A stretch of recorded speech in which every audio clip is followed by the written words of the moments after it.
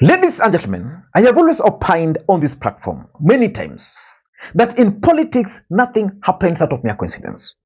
And that everything in politics is normally well planned, well scripted, and executed to achieve a specific political objective. Nothing in politics just happens for the sake of it. I want you guys to listen to William Ruto talking about the daughter yesterday. And then I'm going to explain to you guys what William Ruto wanted to achieve by mentioning the name of the daughter.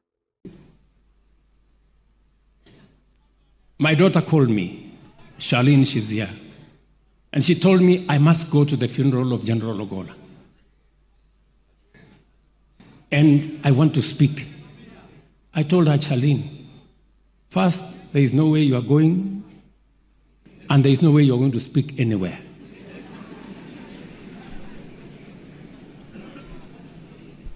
So, but as fate would have it, she found her way here. And before I could notice, she was on the microphone. Then Kenyans, in their typical way, started circulating this particular photo. Because most Kenyans believed that Charlene Ruto came with William Ruto in the same chopper. And they started circulating this photo. I don't want to focus much on this photo because clearly her photo has been photoshopped. If you monitor, if you watch this closely, the photo there is clearly photoshopped. But you can see Orengo there, you can see Ruto there, you can see Raymond Omolo there, you can see Atandi, the member of parliament for Alego Songa there, and then you can see now the security. Then, now another photo started emerging, where William Ruto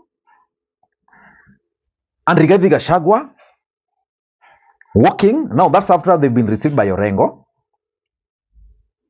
Behind them, Mama Rachel Ruto and Charlene Ruto.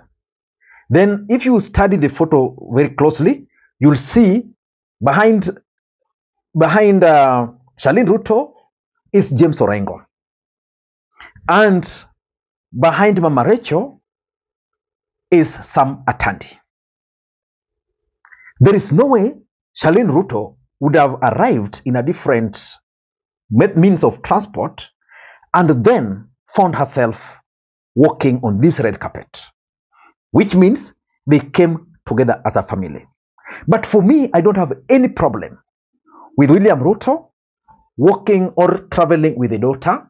I don't have any problem with the daughter speaking, because if I were in William Ruto's shoe today, I'd exactly do that the same. I'll actually walk with my daughter if possible. And again, if there's an opportunity, I would give her to speak. And indeed, Charlene Ruto spoke. But what do you think William Ruto wanted to achieve by mentioning Charlene Ruto as part of his speech? That's exactly what I want to reveal to you guys here, the politics behind it. But before we do that, in case you're watching this channel for the first time, please take a second or two, click that subscribe button so that next time we produce a video like this, YouTube will automatically notify you. And to the subscribers, I want to continue thanking you guys for your continued support. Because without that support, this channel cannot be where it is. Ladies and gentlemen, I want to ask you for just a few minutes to explain to you guys what William Ruto wanted to achieve by making that particular statement. First of all, Wajakoya the fifth really ranted yesterday, because when William Ruto and Charlene Ruto were arriving, Wajakoya was actually at the gate and he had been blocked. And then he saw William Ruto. Of course, William Ruto had to enter the daughter. But what really annoyed Wajakoya the fifth was the fact that Charlene Ruto also came late with Ruto, but she was allowed. But Wajakoya was not allowed. Nimekuja matanga inaendelea kule ndani, gato tumeingia hapa tumechelewa. Lakini wale ambao walialikwa ndio wameingia. Na hiyo ni sawa tu. Wewe umehisi vipi kukaa hapa nje kutoingia pale kusindikiza? Ruto ameingia. mtoto ya Ruto can go in na Wajakoya, third most powerful man in the country, nakatazwa. How can Ruto's daughter be allowed to go in na Wajakoya nakatazwa na sukumwa nje? Which simply confirms that Charlene Ruto actually arrived with the president. And I've seen some post here by someone, I think it's called Teres, I think. He works at State House. I've seen a post here by this gentleman here. Let me just get the post. He works at State House, trying to justify certain things. He was trying to explain. And that's why sometimes I think William Ruto's communications strategy is not working for him. This is what he's saying, because Wahome Thuku had posted something about this whole thing, that the father said he had warned her that she would not attend the burial of General Ogolla, leave alone making a speech. That was after she asked to attend the burial and address the mourners. The father said the girl found her way there and even took the mic.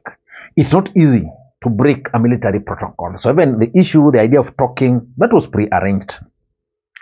Now, let me read for you what Teres is saying, because this guy works at State House. Wahome Dhirumamonga. Charlene Ruto left Nairobi on Sunday morning. So according to this gentleman, Charlene Ruto left Nairobi Sunday morning. Her father, the president, left Eldoret on Sunday morning. That William Ruto left Eldoret on Sunday morning.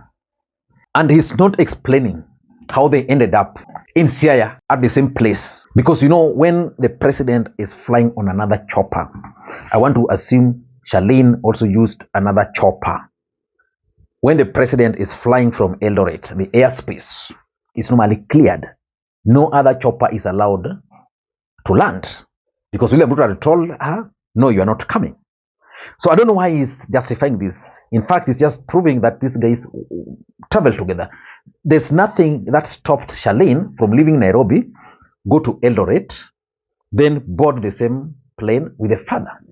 There's no, anyway, I don't have any problem whether Charlene traveled with the father or not. What I have a problem with is what I suspect could be a lie, and why William Ruto had to sneak in the name of Charlene. These are the reasons why William Ruto sneaked in the name of Charlene in his speech. Number one, the absence of Raila Odinga and the family. Uhuru Odinga spoke on behalf of Jaramogi Oginga Odinga. Then, apart from Jaramogi Oginga Odinga, then there is the family of Raila Amolo Odinga. Raila Odinga was clearly absent for reasons best known to him. I did an analysis explaining that. In case you missed it, you can watch it. Was Mama Ida Odinga present? I doubt, because if Mama Ida Odinga was present, probably should have been given a chance to speak. That I can guarantee you. But she was not there. What about Junior, Raila Junior, or even Winnie, or even Rosemary? The entire family was not there. Now, William Ruto wanted to prove a point that for him, he was there with the family. First lady is there. The daughter came. I told her not to come, but she came. I'm also here. Listen in keenly if you understand politics, what William Ruto is trying to say here. My own daughter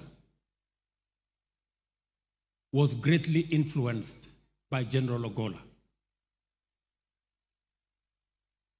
And yesterday, my daughter called me, Charlene, she's here, and she told me I must go to the funeral of General Ogolla. And I want to speak. I told her, Charlene, first, there is no way you are going, and there is no way you are going to speak anywhere.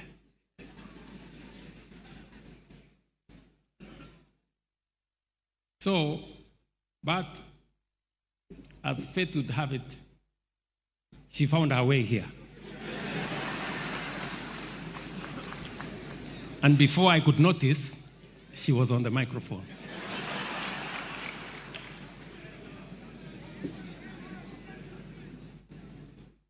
That is how General Ogolla was influential. Again, let me say this. I had asked my wife that since we were yesterday in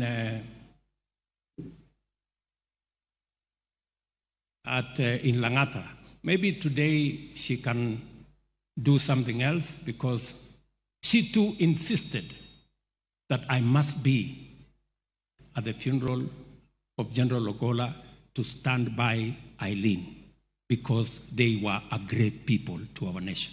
That is the kind of influence General Ogolla had. So William Ruto is trying to say that the two, the first lady and the first daughter, actually came despite the fact that he told them not to come. Number two, William Ruto also wanted to give the daughter the opportunity, the political limelight, especially on this big day. I don't know the last time we lost a serving general, the head of military, not a single day. We lost our president, the former President Daniel Arap Moi, and of course even Mwai Kibaki. But the truth is, this was a huge event, considering even how the deaths occurred. And remember, the previous day, the Sun was trending based on his speech during the memorial service in Nairobi. Everybody was praising the Sun. The daughter of Ogolla, the severe loan, made her trend. Everybody was talking about Lorna. Then William Ruto now comes and introduces the daughter. I'm 100% sure that Charlene had never met Lorna before. Charlene had never met Joel before. But because Kenyans were talking of family unit, William Ruto wanted the daughter to also shine there. The only bad news is that the daughter did not use that opportunity. Let me just play for you the clip of the daughter reading her statement and tell me if it was inspiring. Hola, Mama Irene, my sisters Acheng and Mudhoni, and Brother Joel and all the relatives. Not just from me and my siblings, but from the young people of Kenya. Kenya has lost a chief of defense forces, but as young people, we are deeply saddened because we have lost our mentor and our champion.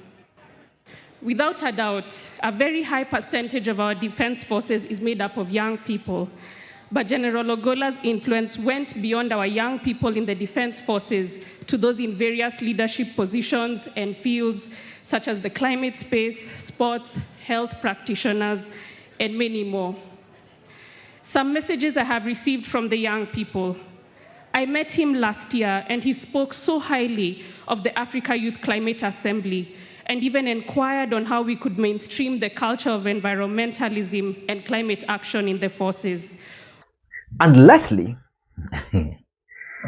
William Ruto, in my view, also just was out to tell Kenyans that this issue of Ogolla was a serious issue. It affected me as a person and the first family as a result of Ogolla's commitment. Remember, most people believe that Ogolla was eliminated. And you see, it's affecting the first family in a very big way by his loss. So they are feeling the pain. So Kenyans, like when William Ruto was in Nairobi, you see, you would cry. The first lady would cry. Charlene would cry. Yeah. So William Ruto really just had to do that because, you know, William Ruto understands politics. I don't know what to think. That's my take. Until next time, this is Lee Makwiny. Bye-bye.